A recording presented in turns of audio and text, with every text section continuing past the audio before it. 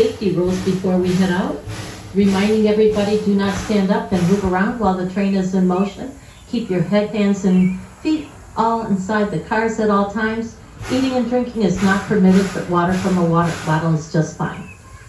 Keep your little ones close at hand, and we will be heading out. Thank you.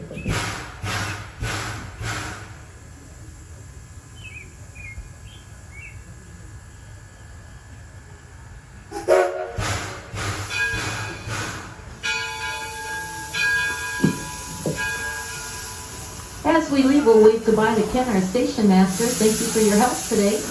And when we look over to the left, we have the Susquehanna plantation that came from Tidewater, Maryland. Back in the day, this plantation was 700 acres big, and tobacco was its cash crop. Growing in the field is tobacco. It's an unusual way of growing tobacco. We also have corn. Slaves were the ones that worked the plantation. When you do go to the home, find out some of the hardships that they endured while working on that plantation. The orange home you see there happens to be the oldest American home that we have here at Greenfield Village. It's the Plimpton family home. They raised 7 children in that single-room home. Be inspired about how they were managing life in that home pre-revolutionary time. And just up ahead is the Ferris windmill, built in 1650. It's the oldest standing windmill in the United States. We have the Daggett family farmhouse here, and we'll wait hello to our staff as they are preparing to work for today. You do want to stop by here. Built in 1754 from Connecticut. There'll be some cooking demonstrations here you don't want to miss out on.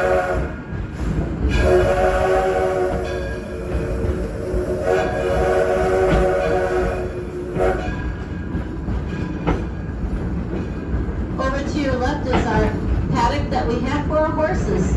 This is a chance for the horses to get some rest and relaxation. And way in the back there, you might see some wild turkey as well.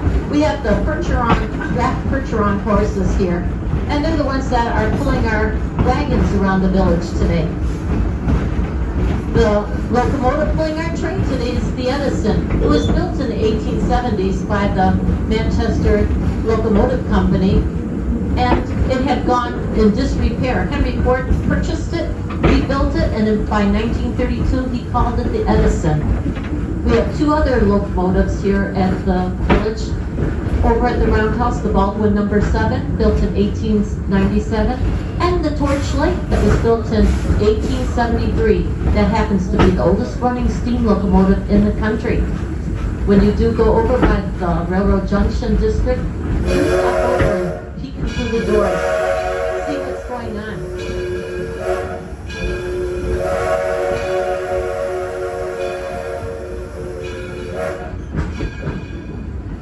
I'd like to give a shout out to Christine. She's one of our staff workers.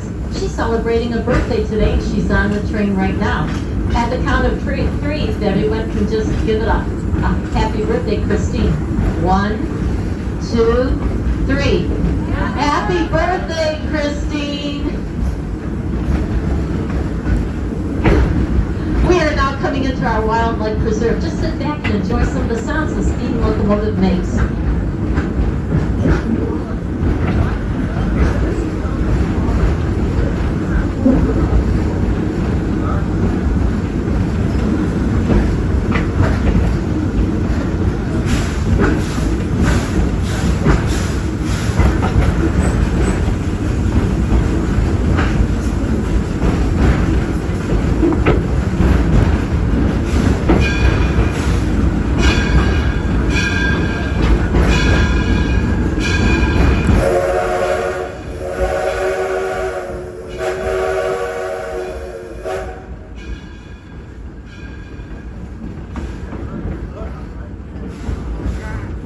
Today at the Greenfield Village, we are celebrating an early 1860s strawberry party. What that entails, over at the John Chapman home on Maple Lane, there will be cooking demonstrations with strawberries. Also over at the Firestone Farm, at the Henry Ford home, and at the Daggett Farmhouse, which we passed already, from 10 until 4, there will be additional cooking demonstrations. The ice cream flavor today over at the frozen custard stand is strawberries. So we're celebrating Strawberry Day today here at the village. We are also celebrating the beginning of historic baseball right up ahead here at Walnut Grove. We have two teams, the Nationals and the Latidas. They will be playing other Midwestern baseball teams. They play according to the 1867 rule book, playing baseball, a gentleman's game back in the day. If you have a chance over at Town Hall around 1 o'clock, a brass band will be escorting the players over to Walnut Grove. Hope the fans are there with them, so leading them on to a victory today. This is the beginning of our season, and if you're able to come in the future, come on to Saturdays and Sundays here at the Greenfield Village. We are also celebrating Motor Muster this month, June 19th and 20th. When you come to the village, you'll see 5 decades of vintage cars, starting with the 1930s all the way up to the 1970s. There'll be music from different decades, food samples from those time periods as well. Lots of different vignettes to celebrate Motor Muster. And just up ahead is the Henry Ford Academy High School.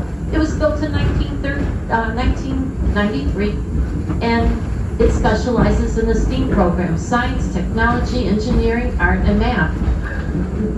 10th through 12th graders have classes here, and the 9th graders are over at the museum. They were learning virtually mostly this year, but they returned back to the classrooms in May. Henry Ford always believed that learning to do is by doing. These students have an opportunity to take what they learned in the classroom and go out into the village or the museum to see firsthand what they were studying. To be a student here, one must live in Wayne County, Michigan. After putting an application, then it's a luck of the draw in which you are able to attend high school here 4 years tuition free.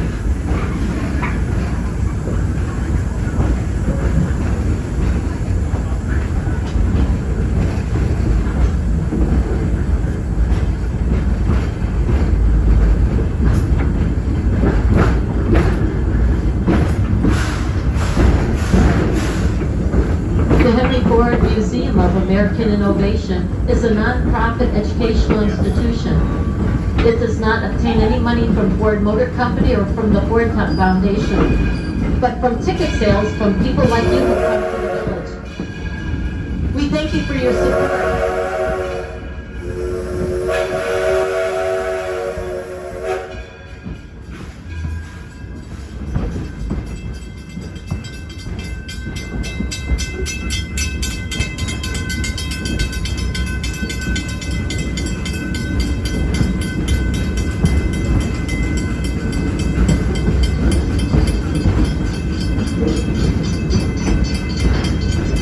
Over to your left and up the hill is a continuation of our Main Street district. Here you'll see the chapel that Henry Ford built in honor of his mother-in-law, Martha Bryant, and his mother, Mary Ford. We also have the Scotch Settlement School, built in 1861. Young Henry Ford attended his early years there. And then we have the Logan County Courthouse, built in 1840, comes to us from Portsville, Illinois. Young Abraham Lincoln practiced law on those very quick boards. Most of the cases he tried were civil. We have a presenter in the hall who will tell you more about that. And this green building just to the side of us is called the Taste of History. Beginning at 11 o'clock, they will start serving hot meals. Some of the recipes that they serve come from our historic farmhouses here at the village. The food is locally sourced. They'll be serving until 3 o'clock. Right now you can get beverages and some snacks. Today they're going to feature strawberry shortcake and strawberry pie in honor of our strawberry party that we're having here today. Next to that is the Eagle Tavern Restaurant. When you step into the doors there, it's 1850. It's a historic dining experience. The staff is dressed in period clothing. You'll be handed a menu with selections that they would have served back in the day. Today's feature there, because of our strawberry party, will be a strawberry soda. They begin serving from 10:30 until 3 today. We are now coming into the Splits Creek station. Just sit back. The engineer will set a brake and give us the sound of a single whistle, letting us know that it is safe to come off the train. You'll be exiting to your left side, and we'll say hello to Sue and Ginger, our station masters. If you are getting off over here, take a ride on that Herschel Stillman carousel. It's just down the street.